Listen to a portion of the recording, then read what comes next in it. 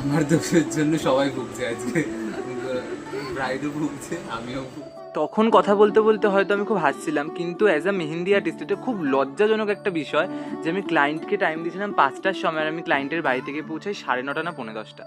আমার অবস্থা তোমরা দেখতে পাচ্ছ, আমি খুব বিধ্বস্ত হয়ে গেছিলাম। পাঁশকুড়ায় গেছিলাম ট্রেন লেট হওয়ার জন্য, আমি পরপর ট্রেন মিস করি, কোনো মতে একটা ক্যানিং লোকাল ধরে আমি মাতলা পৌঁছাই, পুরো অন্ধকার, সেই তার মধ্যে আমি গিয়ে পৌঁছাই। তাও বিশ্বাস করবে না, ক্লায়েন্টের বাড়ির লোক আর ক্লায়েন্ট আমার এত ভালো ছিল, অত রাতে পৌঁছেছি, আর কাজটাও কমপ্লিট করতে আমি 3:45-4টে বাজেছিলাম। আর পরের দিনই ছিল দিদিটার বিয়ে। আমার এত খারাপ লাগছিল দিদিটার জন্য, কিন্তু তাও দিদিটার মুখে দেখো একটা এত ভালো হাসি ছিল, জানি না কোথা থেকে এতটা ভালোবাসা একটা মানুষের মধ্যে মানুষ ভরে দিতে পারে। সত্যি থ্যাংক ইউ। যদি দিদিটা আমাকে একদিন সাপোর্ট না করতাম আমি জানি না কি করতাম। যাই হোক, কোনো মতে ওই 1-1.5 ঘন্টা ঘুমিয়ে আমরা আবার ভোর ভোর বেরিয়ে পড়ি। আর যাওয়ার পথে আমি শুধু লোকেশনটা দেখছিলাম, এত সুন্দর ছিল জায়গাটা যেখান দিয়ে আমরা আগের দিন হেঁটেছিলাম। রাতে লাইট ছিল না বলে দেখতে পাইনি।